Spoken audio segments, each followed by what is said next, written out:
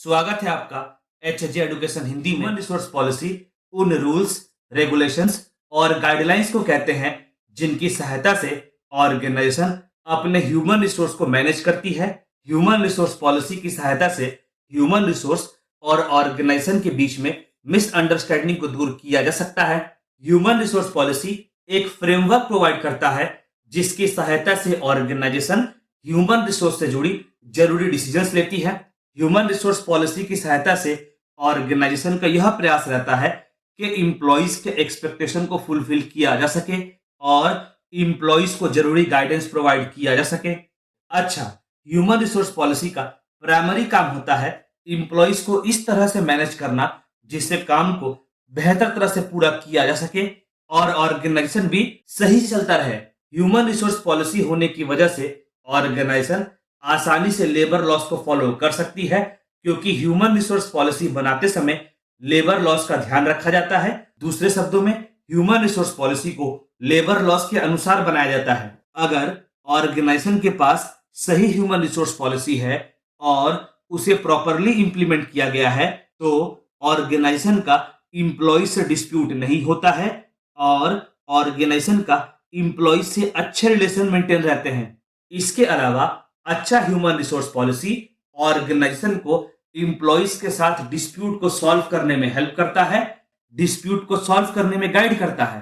चलिए आगे बढ़ते हैं और ह्यूमन रिसोर्स पॉलिसी के ऑब्जेक्टिव्स को पढ़ते हैं। पहला, maintaining good relation. Human resource policy में इंप्लॉइज के साथ कैसे डील करना है, इंप्लॉइज को कैसे मैनेज करना है, यह क्लियरली बताया रहता है। इसकी वजह से ऑर्गेनाइजेशन और इंप्लॉइज के बीच में अच्छे रिलेशन बने रहते हैं। तो ह्यूमन रिसोर्स पॉलिसी को बनाने का ऑब्जेक्टिव होता है ऑर्गेनाइजेशन और इंप्लॉइज के बीच में अच्छे रिलेशन को मेंटेन करना, अच्छे रिलेशन को मेंटेन रखना।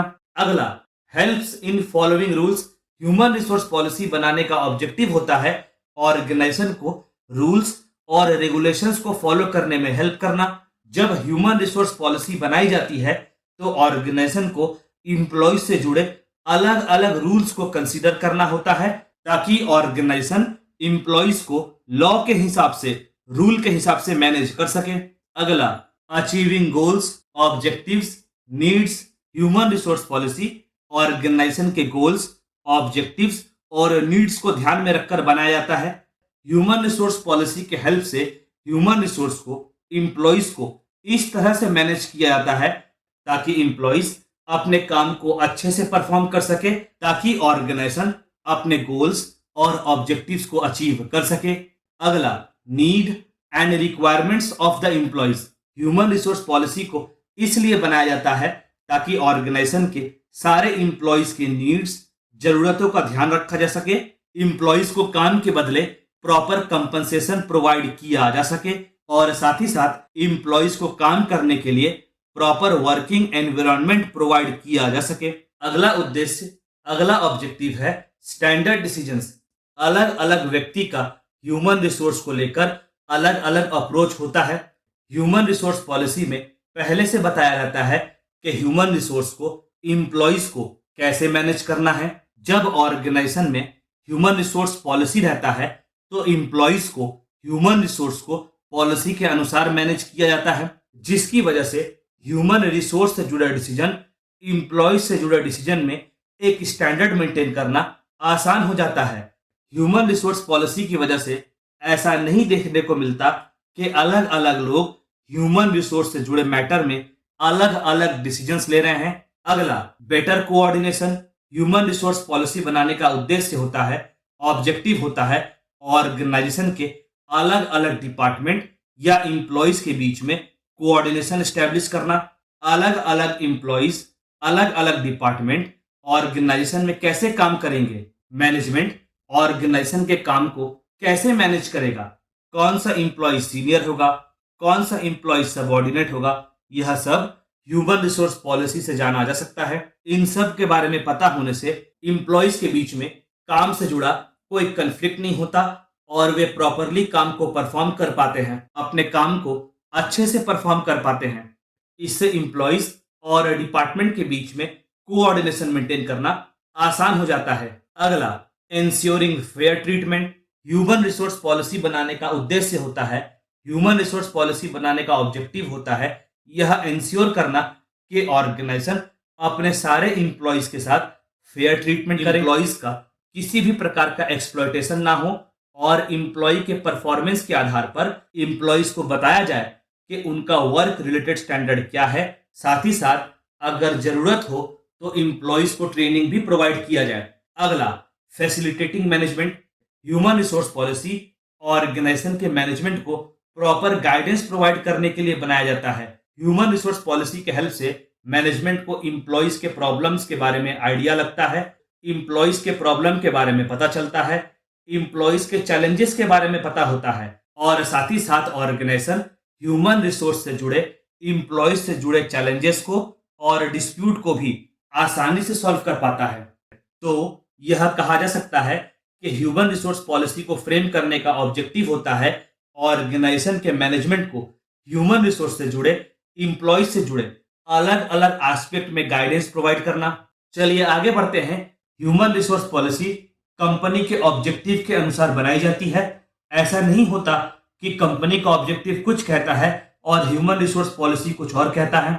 अगला, आमतौर पर ह्यूमन रिसोर्स पॉलिसी सिंपल होता है और आसानी से समझ में आने वाला होता है। अगला, कंपनी के शॉर्ट टर्म और लॉन्ग टर्म नीड्स को ध्यान में रखकर ह्यूमन रिसोर्स पॉलिसी बनाई जाती है। अगला, ह्यूमन रिसोर्स पॉलिसी को इस तरह बनाया जाता है कि अगर फ्यूचर में ह्यूमन रिसोर्स से जुड़े कुछ नियम कानून में बदलाव आता है तो पॉलिसी को भी उसी अनुसार आसानी से बदला जा सके। अगला, ह्यूमन रिसोर्स पॉलिसी स्टेबल होता है। अगला, जब ह्यूमन रिसोर्स पॉलिसी बनाई जाती है तो जितने भी लोग कंपनी से जुड़े होते हैं उन सब का सपोर्ट लिया जाता है, सभी मिलकर पार्टिसिपेट करते हैं। अगला, ह्यूमन रिसोर्स पॉलिसी के माध्यम से कंपनी अपने इंप्लॉइज के काम के बारे में कम्युनिकेशन एस्टेब्लिश करती है। अगला, ह्यूमन रिसोर्स पॉलिसी फैक्ट्स के आधार पर बनाई जाती है। चलिए आगे बढ़ते हैं। पहला, abiding by laws. Human resource policy को बनाते समय यह ध्यान रखना चाहिए कि ह्यूमन रिसोर्स पॉलिसी सारे लॉज को, नियम को कंसीडर करके बनाई जाए। कहने का मतलब हुआ ह्यूमन रिसोर्स पॉलिसी को ह्यूमन रिसोर्स से जुड़े लॉज के अनुसार, नियम के अनुसार बनाना चाहिए। अगला, need and issues of employ. Human resource policy बनाते समय एम्प्लॉइज के जरूरतों को, एम्प्लॉइज के प्रॉब्लम को और एम्प्लॉइज से जुड़े इश्यूज को ध्यान रखना चाहिए। दूसरे शब्दों में ह्यूमन रिसोर्स पॉलिसी को इस तरह से बनाना चाहिए जिससे एम्प्लॉइज के प्रॉब्लम्स को, जरूरतों को और इश्यूज को समझा जा सके और साथ ही साथ और समय आने पर उन्हें सॉल्व भी किया जा सके।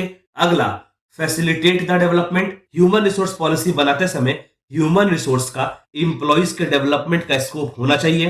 ह्यूमन रिसोर्स पॉलिसी में प्रोविजंस होना चाहिए, क्लॉज होना चाहिए जिससे एम्प्लॉइज को काम से जुड़ा ट्रेनिंग मिल सके ताकि एम्प्लॉइज का प्रोफेशनल डेवलपमेंट हो सके। अगला, dispute settlement. Human resource policy में प्रॉपर गाइडलाइंस या रूल्स होनी चाहिए ताकि ऑर्गेनाइजेशन और एम्प्लॉइज के बीच में डिस्प्यूट को सॉल्व किया जा सके।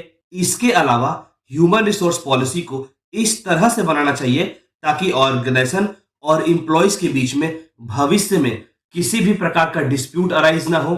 अगला, पार्टिसिपेशन ऑफ द एम्प्लॉइज।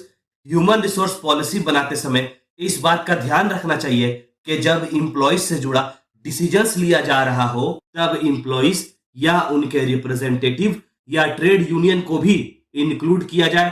कहने का मतलब हुआ जब ह्यूमन रिसोर्स से जुड़े एम्प्लॉइज से जुड़े डिसीजंस लिए जाएं तब डिसीजन मेकिंग प्रोसेस में एम्प्लॉइज या उनके रिप्रेजेंटेटिव या ट्रेड यूनियन के पार्टिसिपेशन का स्कोप होना चाहिए। अगला, इनकॉर्पोरेशन ऑफ चेंजेस। समय समय पर ह्यूमन रिसोर्स से जुड़े रूल्स, रेगुलेशंस, गाइडलाइंस, लॉज में बदलाव देखने को मिलता है।